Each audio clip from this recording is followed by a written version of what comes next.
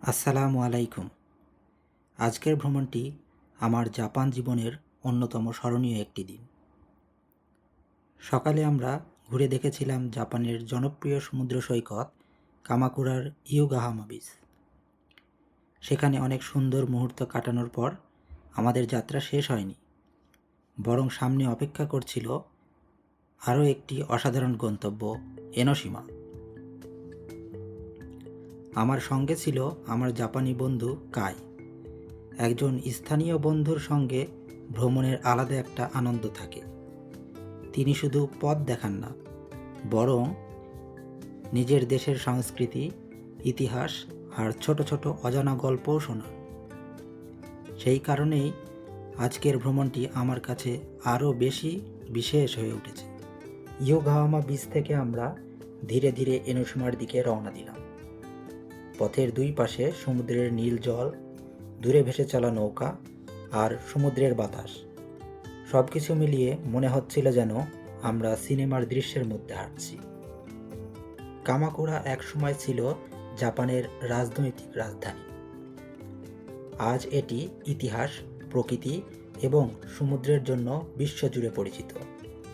প্রতি বছর লক্ষ লক্ষ মানুষ এখানে আসেন শুধুমাত্র এই সুন্দর পরিবেশকে কাছ থেকে দেখার জন্য। আমরা যখন এনোশিমার দিকে এগোচ্ছিলাম, তখন ধীরে ধীরে সামনে দেখা যাচ্ছিল ছোট্ট একটি দ্বীপ। দূর থেকেই বোঝা যাচ্ছিল কেন এই জায়গাটি এত জনপ্রিয়। চারপাশে সমুদ্র আর মাঝখানে সবুজে ঘেরা পাহাড়ি দ্বীপ। দেখে মনে হচ্ছিল প্রকৃতি যেন নিজের হাতে এটি সাজিয়েছে। এনোশিমা আসলে একটি ছোট দ্বীপ হলেও এর গুরুত্ব অনেক বড়। ইতিহাস, ধর্ম, প্রকৃতি এবং পর্যটনের এক অপূর্ব সমন্বয় এই জায়গা। সবচেয়ে মজার বিষয় হলো এই দ্বীপে যাওয়ার জন্য কোনো নৌকায় উঠতে হয় না। একটি দীর্ঘ সেতু দ্বীপটিকে মূল ভূখণ্ডের সঙ্গে যুক্ত করেছে। সেতুর উপর দাঁড়িয়ে চারপাশে তাকালে যতদূর চোখ যায় শুধুই নীল সমুদ্র, হালকা বাতাস, ঢেউয়ের শব্দ আর মানুষের আনন্দময় হাঁটাহাঁটি। সব কিছু মিলিয়ে পরিবেশটা ছিল অবিশ্বাস্য সুন্দর। এই মুহূর্তে আমি কোনো কথা বলিনি। আমি চেয়েছিলাম ক্যামেরা যেন নিজেই সব গল্প বলে, কারণ কিছু দৃশ্য শব্দ দিয়ে নয়, অনুভূতি দিয়েই বোঝা যায়। আমার বন্ধু কাই মাঝে মাঝে বিভিন্ন জায়গার ইতিহাস বলছিল। আমি মন দিয়ে শুনছিলাম এবং ভাবছিলাম একজন বিদেশি হিসেবে জাপানকে কাছ থেকে জানার এটি কত বড় একটি সুযোগ। অনেক সময় আমরা শুধু একটি জায়গা দেখি, কিন্তু তার পেছনের গল্পটা জানি না। আর সেই গল্পগুলো জানলেই ভ্রমণ আরও অর্থবহ হয়ে ওঠে। সেতুর মাঝখানে এসে কয়েক মুহূর্ত থেমে গেলাম। সমুদ্রের দিকে তাকিয়ে মনে হচ্ছিল পৃথিবীটা যেন একটু ধীরে হয়ে গেছে। শহরের ব্যস্ততা, কাজের চাপ আর প্রতিদিনের দৌড়ঝাঁপ থেকে দূরে এমন কিছু মুহূর্ত সত্যিই অনেক মূল্যবান। ভ্রমণ শুধু নতুন জায়গা দেখার জন্য নয়, ভ্রমণ আমাদের নতুনভাবে চিন্তা করতে শেখায়, নতুন মানুষকে জানতে শেখায় এবং জীবনের ছোট ছোট সৌন্দর্যগুলোকে অনুভব করতে শেখায়।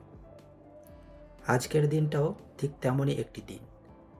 চলুন আমাদের সঙ্গে ধীরে ধীরে প্রবেশ করি জাপানের অন্যতম সুন্দর দ্বীপ এনোশিমায়। এনোশিমা ব্রিজ পার হওয়ার সঙ্গে সঙ্গেই মনে হলো যেন আমরা আরেকটি ছোট্ট জগতে প্রবেশ করেছি। চারপাশের পরিবেশ মুহূর্তেই বদলে গেল। সমুদ্রের শান্ত সৌন্দর্যের সঙ্গে মিশে আছে ইতিহাস, সংস্কৃতি আর শত শত বছরের ঐতিহ্য। দ্বীপে পা রাখতেই চোখ পড়ল ছোট ছোট দোকান, ক্যাফে আর স্থানীয় মানুষের ব্যস্ততা। কোথাও পর্যটকরা ছবি তুলছেন, কোথাও পরিবার নিয়ে ঘুরতে এসেছেন অনেকে, আবার কেউ শুধু সমুদ্রের বাতাস উপভোগ করতে এসেছেন। পরিবেশটা ছিল খুবই প্রাণবন্ত, কিন্তু একই সঙ্গে শান্ত। আমার বন্ধু কাই আমাকে বলছিল এনোশিমা শুধু একটি পর্যটন কেন্দ্র নয়, বহু শতাব্দী ধরে এটি জাপানের মানুষের কাছে একটি গুরুত্বপূর্ণ ধর্মীয় স্থান।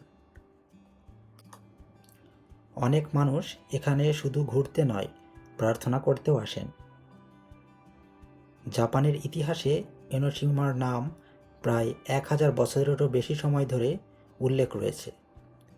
সমুদ্রের মাঝখানে অবস্থিত এই ছোট্ট দ্বীপকে ঘিরে গড়ে উঠেছে অসংখ্য কিংবদন্তি এবং লোককাহিনী। সবচেয়ে জনপ্রিয় গল্পগুলোর একটি হলো দেবী বেনজাইতেনকে নিয়ে। জাপানি বিশ্বাস অনুযায়ী তিনি সঙ্গীত, জ্ঞান, শিল্প এবং সৌভাগ্যের দেবী। বলা হয় বহু আগে তিনি এই দ্বীপে আবির্ভূত হয়েছিলেন এবং মানুষের শান্তি ও সমৃদ্ধির জন্য আশীর্বাদ করেছিলেন। আরেকটি বিখ্যাত কিংবদন্তিতে আছে এক ভয়ঙ্কর ড্রাগনের গল্প। লোককথা অনুযায়ী সেই ড্রাগন একসময় আশেপাশের মানুষকে ভয় দেখাতো। পরে দেবী বেনজাইতেনের আগমনের পর তার জীবন বদলে যায় এবং সে মানুষের রক্ষক হয়ে ওঠে। আজও সেই গল্প এনোশিমার সংস্কৃতির অংশ হয়ে আছে। হয়তো এগুলো ইতিহাস নয়, কিন্তু এই ধরনের গল্প একটি জায়গাকে আরও রহস্যময় এবং আকর্ষণীয় করে তোলে। আমরা ধীরে ধীরে উপরের দিকে হাঁটতে শুরু করলাম। এনোশিমার রাস্তা একটু উঁচু নিচু, তবে চারপাশে এত সুন্দর দৃশ্য যে হাঁটার ক্লান্তি একদমই অনুভব হচ্ছিল না। পথের দুই পাশে ছোট ছোট দোকান, স্থানীয় নানা খাবার, স্মারক, হস্তশিল্প আর সামুদ্রিক পণ্যের সমাহার। পর্যটকরা ধীরে ধীরে সব কিছু দেখছেন, কেউ ছবি তুলছেন, কেউ আবার স্থানীয় খাবারের স্বাদ নিচ্ছেন। জাপানে ভ্রমণের একটি বড় আনন্দ হলো এখানকার পরিচ্ছন্নতা। এত মানুষ ঘুরতে এলেও কোথাও অপ্রয়োজনীয় ময়লা চোখে পড়ে না। সবাই নিজ নিজ দায়িত্ব পালন করেন। এই ছোট ছোট অভ্যাসই একটি দেশকে আরো সুন্দর করে তোলে। আমি আর কাইও কোনো তাড়াহুড়ো করিনি। প্রতিটি রাস্তা, প্রতিটি মোড় আর প্রতিটি দৃশ্যকে ধীরে ধীরে উপভোগ করছিলাম। অনেক সময় ভ্রমণের সবচেয়ে সুন্দর মুহূর্তগুলো কোনো বিখ্যাত স্থাপনার সামনে নয়, বরং হাঁটার মাঝখানেই তৈরি হয়। একটি সাধারণ রাস্তা, সমুদ্রের বাতাস, মানুষের হাসি কিংবা বন্ধুর সঙ্গে একটি ছোট্ট আলাপ, এসবই পরে সবচেয়ে মূল্যবান স্মৃতি হয়ে থাকে। আমি ক্যামেরায় সেই সাধারণ কিন্তু অসাধারণ মুহূর্তগুলো ধরে রাখার চেষ্টা করেছি। যদি আপনি কখনো এনোশিমায় আসেন, তাহলে শুধু দ্রুত ঘুরে চলে যাবেন না। একটু সময় নিয়ে ধীরে ধীরে হাঁটুন, দোকানগুলো দেখুন, মানুষের জীবনযাত্রা লক্ষ্য করুন, সমুদ্রের বাতাস অনুভব করুন। দেখবেন এই ছোট্ট দ্বীপ আপনাকে ভিন্ন এক অনুভূতি উপহার দেবে। আমার কাছে ভ্রমণের সবচেয়ে বড় শিক্ষা হলো পৃথিবীর প্রতিটি জায়গার নিজস্ব একটি গল্প আছে। সেই গল্প শুনতে হলে শুধু চোখ নয়, মনও খুলে রাখতে হয়। আর আজ এনোশিমা ধীরে ধীরে তার সেই গল্প আমাদের সামনে খুলে দিচ্ছিল। এনোশিমার ভেতরে যত এগিয়ে যাচ্ছিলাম, ততই মনে হচ্ছিল আমরা যেন সময়ের স্রোত বেয়ে কয়েকশো বছর পেছনে ফিরে যাচ্ছি।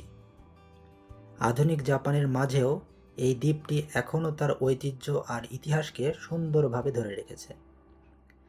কিছুক্ষণ হাঁটার পর আমরা পৌঁছে গেলাম এনোশিমার অন্যতম গুরুত্বপূর্ণ স্থান, এনোশিমা শ্রাইন বা মন্দির এলাকায়।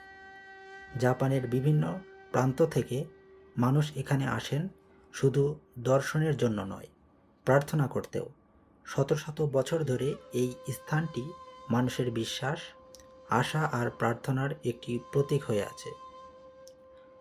মন্দিরের পথে হাঁটতে হাঁটতে চোখে পড়ছিল লাল রঙের ঐতিহ্যবাহী তোরি গেট। প্রতিটি গেট যেন দর্শনার্থীদের স্বাগত জানাচ্ছে।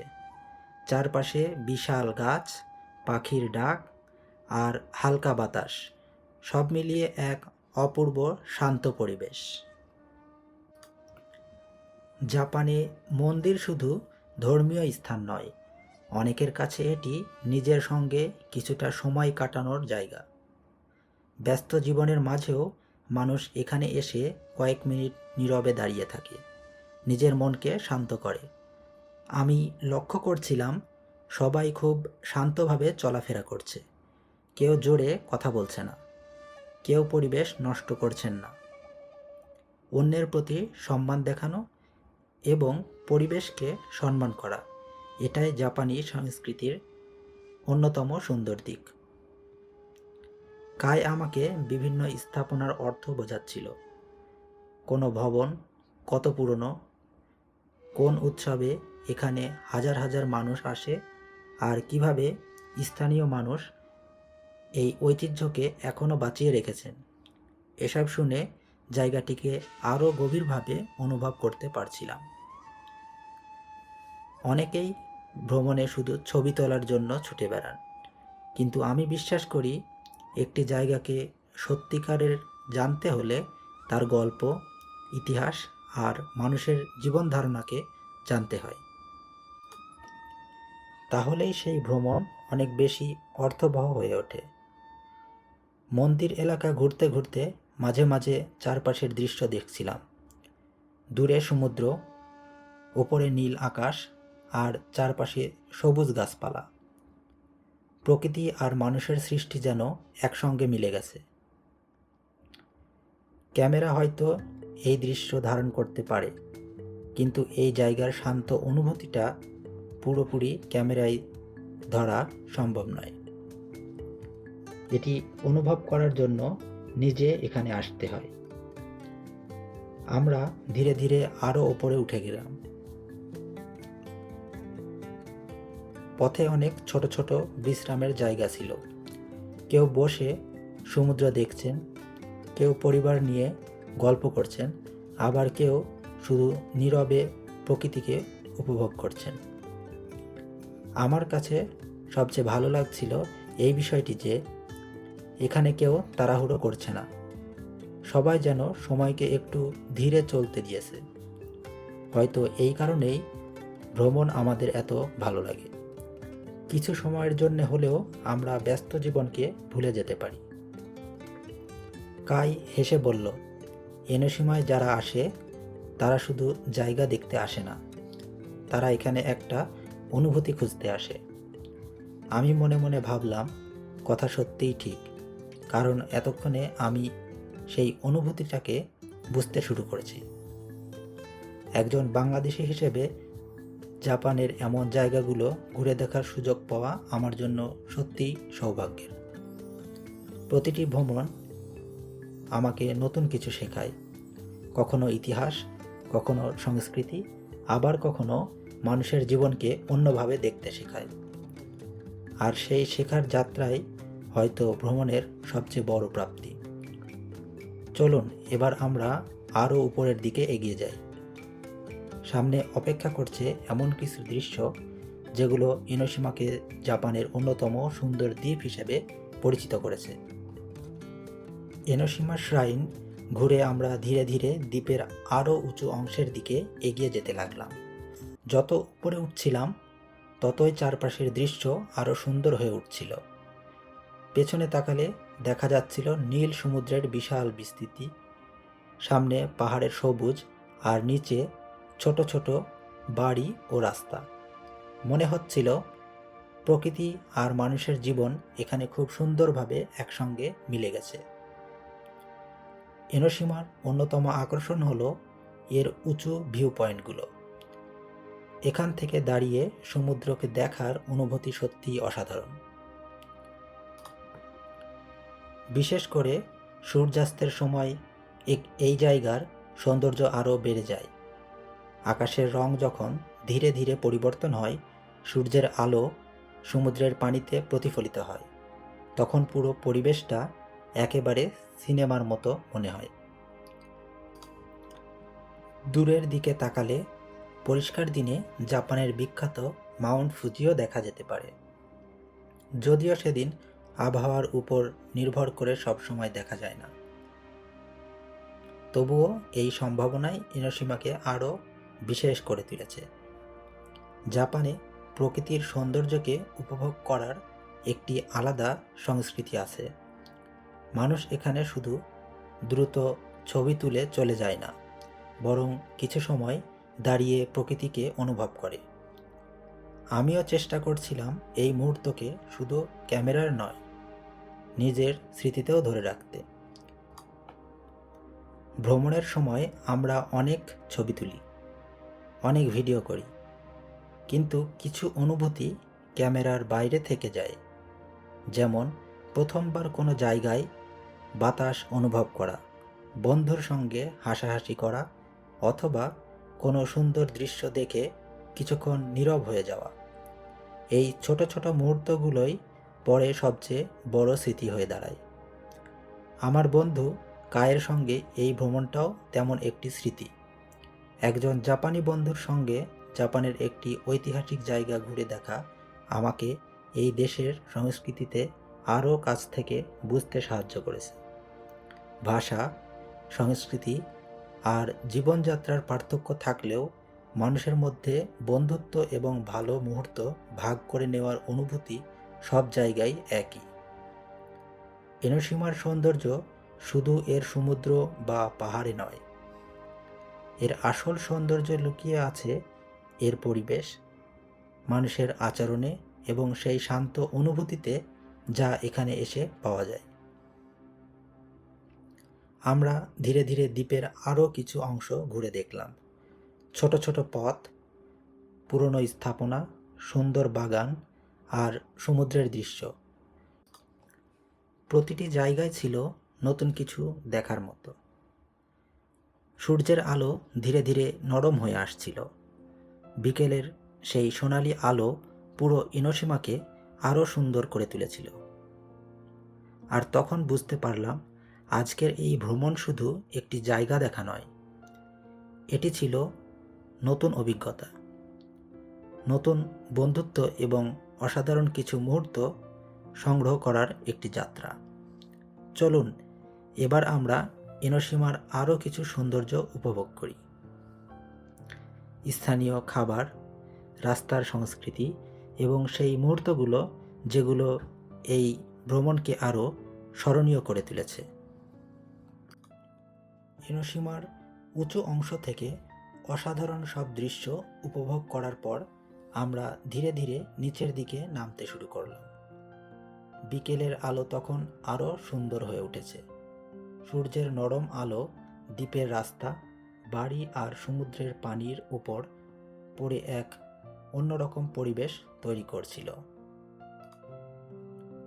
এনোশিমার আরেকটি বিশেষ আকর্ষণ হলো এখানকার ছোট ছোট রাস্তা এবং স্থানীয় দোকানগুলো। বড় শহরের ব্যস্ত শপিং এলাকার মতো নয়, এখানে সব কিছুতেই একটা আলাদা শান্তি আর ঐতিহ্যের অনুভূতি রয়েছে। রাস্তার দুই পাশে ছোট ছোট দোকানে বিভিন্ন ধরনের খাবার, স্মারক এবং স্থানীয় পণ্য বিক্রি হচ্ছে। পর্যটকরা ধীরে ধীরে হাঁটছেন, কেউ খাবারের স্বাদ নিচ্ছেন, কেউ পরিবারের জন্য স্মৃতি হিসেবে কিছু কিনছেন। জাপানের ভ্রমণের অন্যতম আনন্দ হলো এখানকার স্থানীয় খাবারগুলো ট্রাই করা। প্রতিটি এলাকার খাবারের মধ্যে সেই জায়গার সংস্কৃতি আর ইতিহাসের একটা অংশ লুকিয়ে থাকে। এনোশিমা বিশেষভাবে পরিচিত সামুদ্রিক খাবারের জন্য। সমুদ্রের কাছাকাছি হওয়ার কারণে এখানে তাজা মাছ এবং বিভিন্ন ধরনের সি ফুড সহজেই পাওয়া যায়। রাস্তার পাশে হাঁটতে হাঁটতে আমরা বিভিন্ন খাবারের দোকান দেখছিলাম। কোথাও গরম খাবারের গন্ধ, কোথাও মিষ্টি খাবারের আকর্ষণীয় সাজানো, সব কিছু মিলিয়ে পুরো পরিবেশটাই ছিল ভ্রমণের আনন্দে ভরা। কাই আমাকে স্থানীয় কিছু খাবার সম্পর্কে বলছিল। একজন স্থানীয় বন্ধুর সঙ্গে ঘুরলে এমন অনেক ছোট ছোট বিষয় জানা যায়, যেগুলো সাধারণ পর্যটক হিসেবে হয়তো আমরা জানতে পারি না। ভ্রমণের আসল সৌন্দর্য শুধু বিখ্যাত জায়গা দেখার মধ্যে নেই, বরং সেই জায়গার মানুষের জীবনযাত্রা, তাদের সংস্কৃতি এবং দৈনন্দিন ছোট ছোট মুহূর্তগুলো বোঝার মধ্যেও রয়েছে। হাঁটতে হাঁটতে আমরা কিছুক্ষণ বিশ্রাম নিলাম। সামনে ছিল সমুদ্রের বিশাল দৃশ্য। চারপাশে মানুষজন নিজেদের মতো করে সময় কাটাচ্ছে। কেউ ছবি তুলছে, কেউ গল্প করছে, কেউ শুধু বসে সূর্যের আলো উপভোগ করছে। এই দৃশ্যগুলো আমাকে মনে করিয়ে দেয় জীবনে মাঝে মাঝে একটু থেমে যাওয়া দরকার। সবসময় ভবিষ্যতের চিন্তা আর ব্যস্ততার মধ্যে না থেকে বর্তমান মুহূর্তকেও উপভোগ করা উচিত। জাপানে আসার পর আমি অনেক নতুন জায়গা দেখেছি, অনেক নতুন অভিজ্ঞতা অর্জন করেছি। প্রতিটি ভ্রমণ আমাকে এই দেশের নতুন একটি দিক দেখিয়েছে। কিন্তু আজকের এই ভ্রমণটি একটু আলাদা ছিল, কারণ এখানে শুধু একটি সুন্দর জায়গা দেখা হয়নি, বরং একজন বন্ধুর সঙ্গে একটি সুন্দর স্মৃতিও তৈরি হয়েছে। কায়ের সঙ্গে এই দিনটি আমাকে আবার মনে করিয়ে দিয়েছে যে ভাষা ও দেশের পার্থক্য থাকলেও বন্ধুত্বের অনুভূতি একই থাকে। অনেক সময় আমরা ভাবি ভালো সময় কাটানোর জন্য অনেক বড় কিছু দরকার, কিন্তু আসলে একটি সুন্দর জায়গা, একজন ভালো বন্ধু এবং কিছু শান্ত মুহূর্তই অনেক কিছু দিতে পারে। বিকেল ধীরে ধীরে শেষের দিকে যাচ্ছিল। আকাশের রং পরিবর্তন হতে শুরু করেছে। সূর্যের আলো আগের মতো তীব্র নেই, বরং চারপাশে একটি সোনালি আবহ তৈরি হয়েছে। আমরা শেষবারের মতো সমুদ্রের দিকে তাকালাম। ঢেউয়ের শব্দ, ঠান্ডা বাতাস আর দিনের শেষ আলো, সব মিলিয়ে মুহূর্তটা ছিল খুবই বিশেষ। ক্যামেরায় ধারণ করা ভিডিও হয়তো এই দৃশ্য দেখাবে, কিন্তু সেই সময়ের অনুভূতিটা শুধু যারা এখানে ছিল তারাই বুঝতে পারবে। আজকের এই যাত্রা আমাকে শিখিয়েছে ভ্রমণের সবচেয়ে বড় উপহার হলো স্মৃতি। চলুন এবার আমাদের এই সুন্দর দিনের শেষ অধ্যায়ের দিকে এগিয়ে যাই। সূর্যাস্ত, বিদায়ের মুহূর্ত এবং এই ভ্রমণ থেকে পাওয়া কিছু অনুভূতি। দিনের আলো ধীরে ধীরে কমে আসছিল। ইনোশিমার আকাশ তখন এক অন্যরকম সৌন্দর্য ধারণ করেছে। সূর্যের শেষ আলো সমুদ্রের ওপর পড়ে চারপাশে একটি শান্ত এবং মায়াবী পরিবেশ তৈরি করছিল। আমরা আবার সমুদ্রের কাছে এসে কিছুক্ষণ দাঁড়ালাম। সামনে বিশাল নীল সমুদ্র, ওপরে ধীরে ধীরে পরিবর্তন হওয়া আকাশ আর চারপাশে মানুষের শান্ত উপস্থিতি। এই মুহূর্তটা ছিল সত্যিই অসাধারণ।